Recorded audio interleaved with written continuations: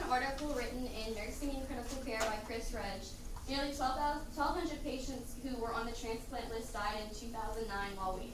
So people in 2009 waiting for an organ transplant or an organ donor died on that list. Using multiple different academic journals, editorials, and a few different websites, I compiled information on why more people ought to support organ donation, which is something that I didn't really think about before. And I'll be explaining why more people should register as donors, the demand for organs, the facts of donations, and the benefits of becoming a donor. The first reason for becoming a donor is that the demand for organ donations is extremely high. According to an Israeli journalist, Yousefi, 17 patients on the organ waiting list die daily because of insufficient donors. American journalist Harris published an article in the issue in Law and Medicine revealing that in 2001, 68,000 Americans were on the waiting list, and one name was added to that list every 60 minutes. Today, it's increased to 120,000 Americans waiting on the organ donation list.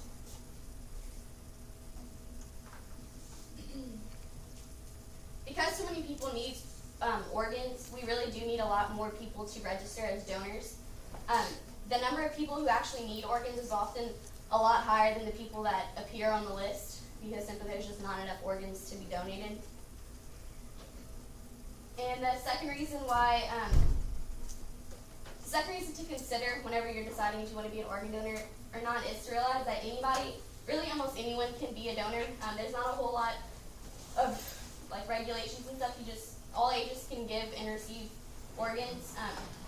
Donors can be living or deceased, and age and medical history usually don't prevent donation, making it an option for the majority of people. This slide shows the U.S. Department of Health and Human Services record of ages of organs received in 2013. So I didn't really realize like young little kids get organs and stuff. I guess I just think of old people receiving organs. But 261-year-olds received them, and 241 of those organs were from deceased people, and 19 of them were from people who were living. And that's another thing that I didn't understand, was that people who were living could donate organs. So that's a list. It goes all the way up to, okay. Oh my God. Can you pause it?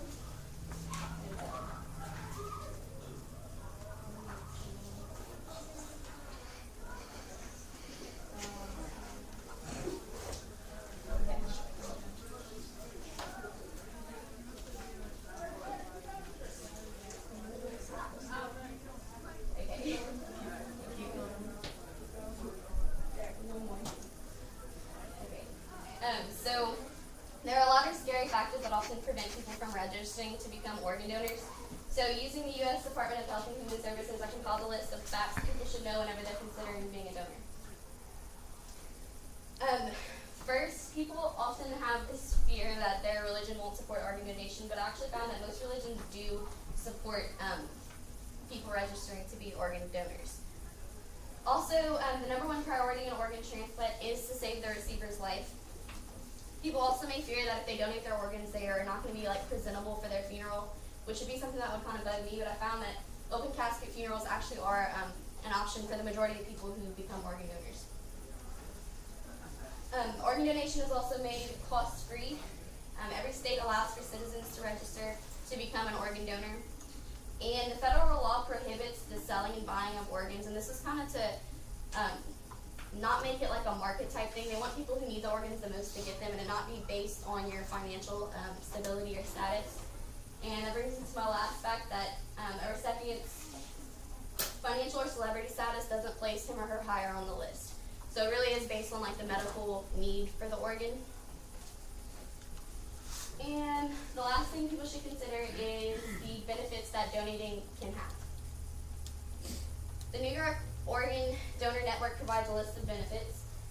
Organ donations can also give somebody a second chance at life. So people are needing organs to continue living, but also it can enhance somebody's quality of life, such as being able to see again. The last benefit to consider is that whenever a family loses a loved one, It can really give them comfort to know that their loss, if they're an organ donor, can really like help and improve another person's life or even save one. So, in conclusion, just things I want you guys to consider if you're considering being an organ donor. There really is an extremely high demand for them. Anyone can register, and